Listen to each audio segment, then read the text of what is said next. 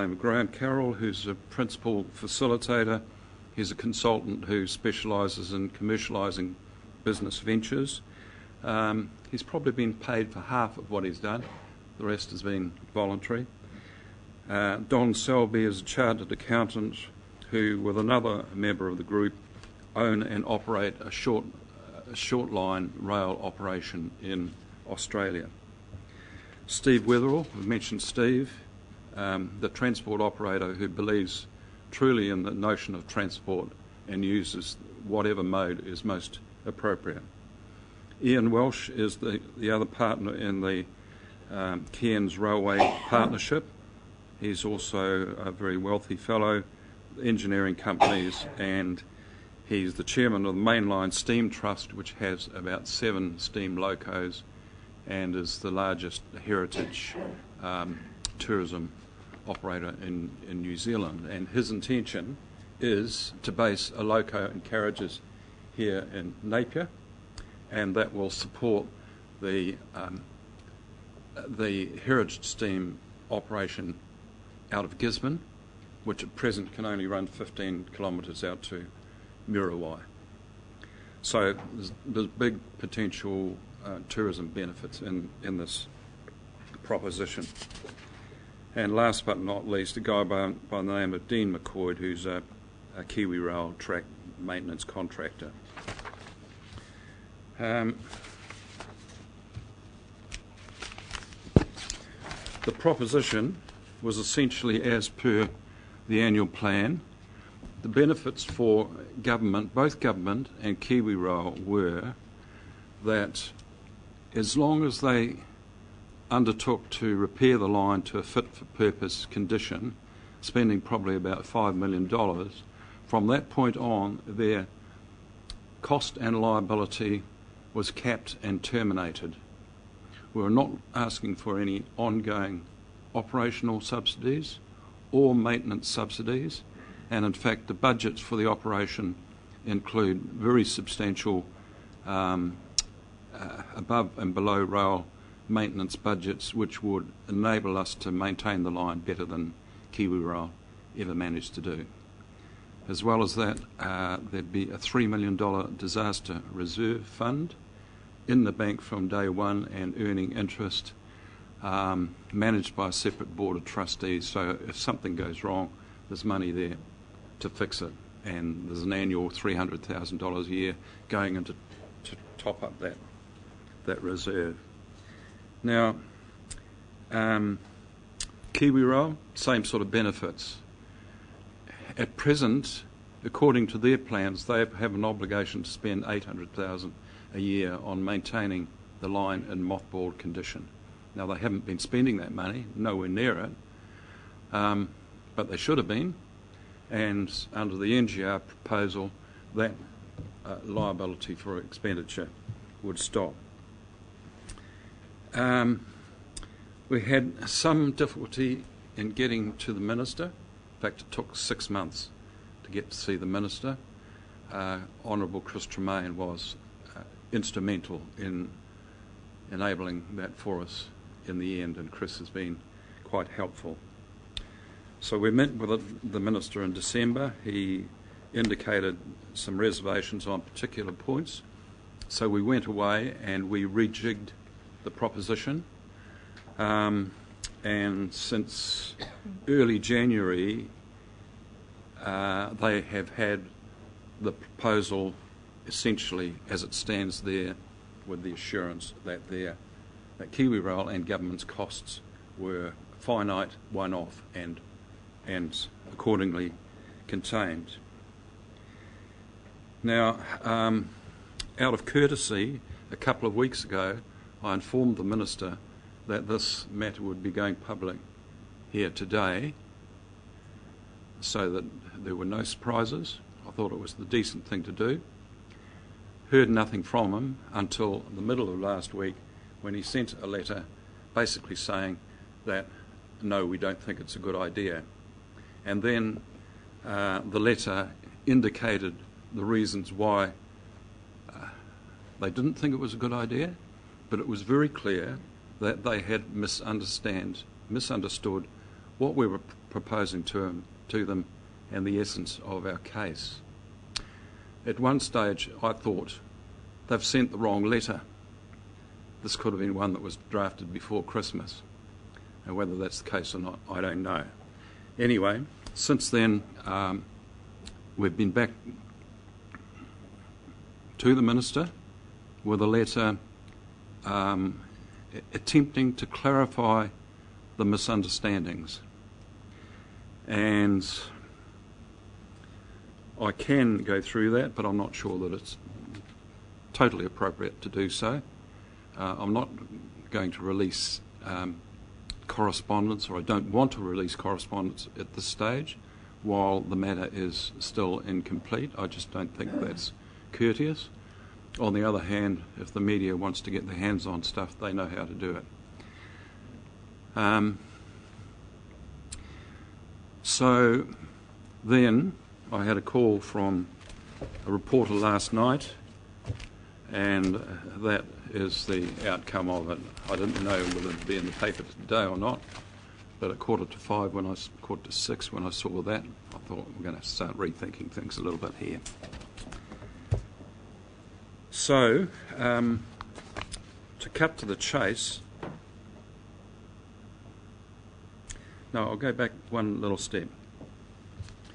The reasons that NGR is necessary are that Northern Hawke's Bay and Gisborne need modal choice, they need price competition and transport modes, they need secure rail access to an export container port, and there's only one of those, and that's Napier. Gisborne is not a container port, it never will be, it's a log commodity port. So we need decent transport infrastructure for our region and our neighbouring Gisborne region to advance into the future. Then there's a looming problem, which is also an opportunity, and that is the log harvest from Wairau and Northern Hawke's Bay. With the harvesting of the Roger Dickey forests and others, it will mean that present volumes on State Highway 2 coming down from that direction will go from 90,000 tonnes a year to around 900,000 tonnes a year within about 4 years' time, and peak even higher than that.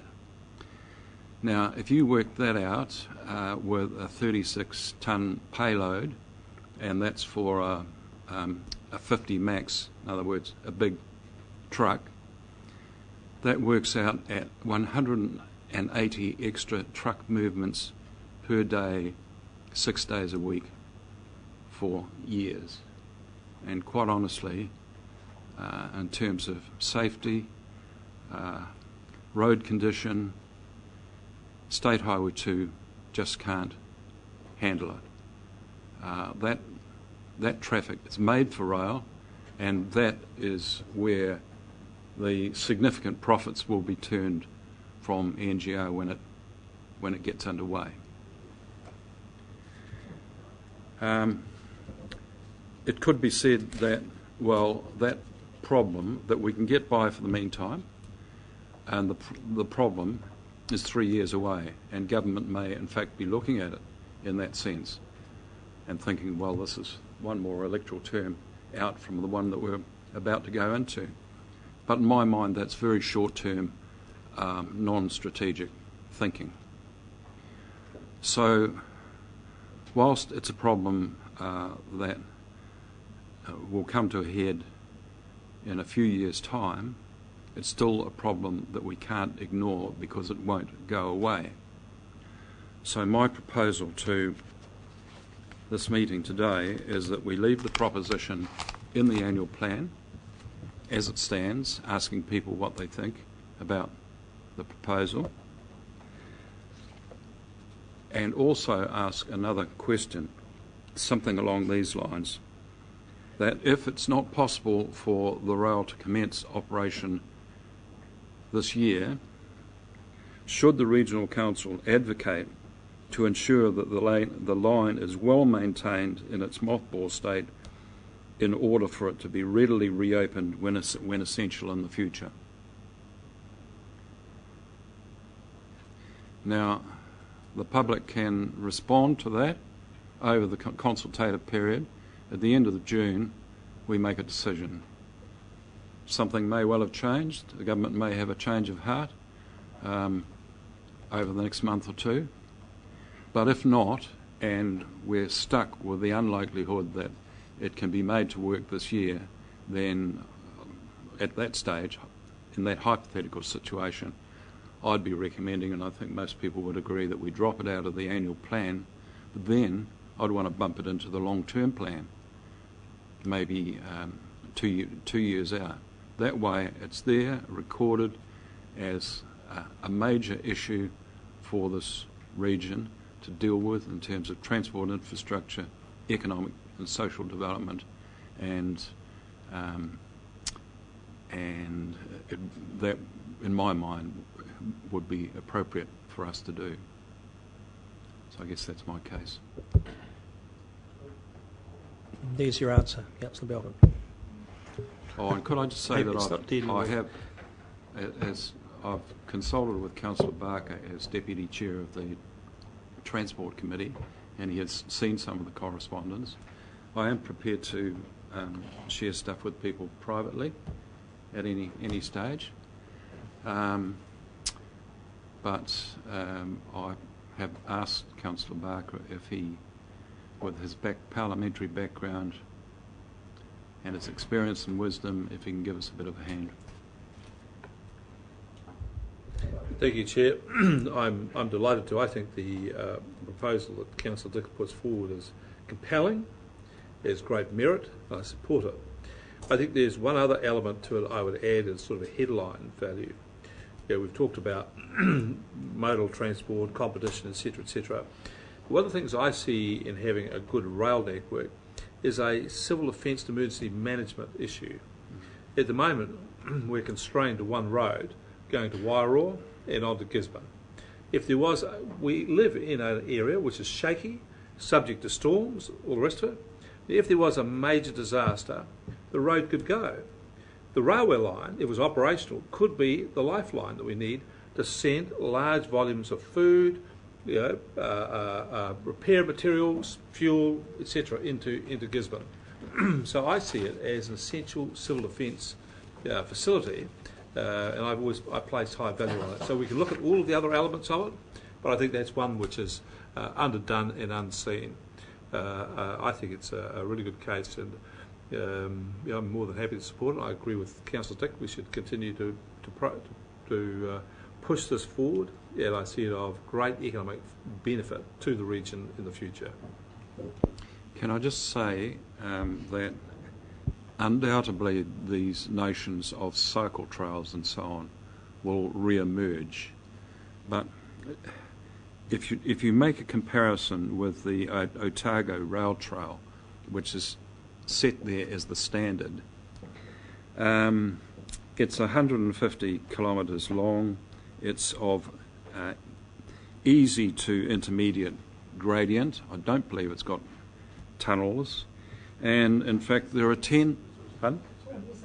Has it? Okay, I haven't done it, but there are 10 settlements, villages along the way, each with accommodation and food and beverage, and so the average ride is 15 kilometres, easy. Try and ride from here to Gisborne. Well, okay, you can stop off and get an Osler's pie, but it just doesn't figure. And the other thing that's just reminded me, talking about Osler's pies, is if this was to go ahead, there would be significant benefits for Wairoa. For a start, that's where the log hub would be. That's where the logs would run from the harvesting site to that railhead, be scaled, stored, debarked if need be, and then shipped on down to Port of Napier on a just-in-time basis. Now, if you think there's problems with congestion in and around the port at the moment, then think what it's going to be like with 180 extra truck movements per day. The other thing was, the plan was to have 2 rail maintenance gangs based in Wairoa, 2 gangs of 3 persons each. One would work north, one would work south. So significant benefits for Wairoa, and of course the last casualty of the closure was a major mill in Wairoa, which when the rail went, they had to shut up shop and sell off all their gear at knockdown prices. Mr. Chair, I just have one quick comment. I also really strongly support this rail project. If Councillor Dick's got his calculations right in 180 trucks, presumably he's got a calculation for some of the tsunami logs that we're going to go to Gisborne. So if it's 180, even if it's 150 trucks on the road, that's going to be a detriment to other industry going to Wairoa. You know, things like some of the people I'm talking to, they would start to consider whether they want to go there or not, because you're never going to get off on that road. It's going to put huge pressure on that road. So I think it's a bit like Ruataniwha Dam for Central Hawke's Bay. If you don't do it, there's a negative impact. I think the negative impact for Wairoa is huge here, potential. Those figures don't take into account any of the catchment for Gisborne Port, which basically starts at New Haka.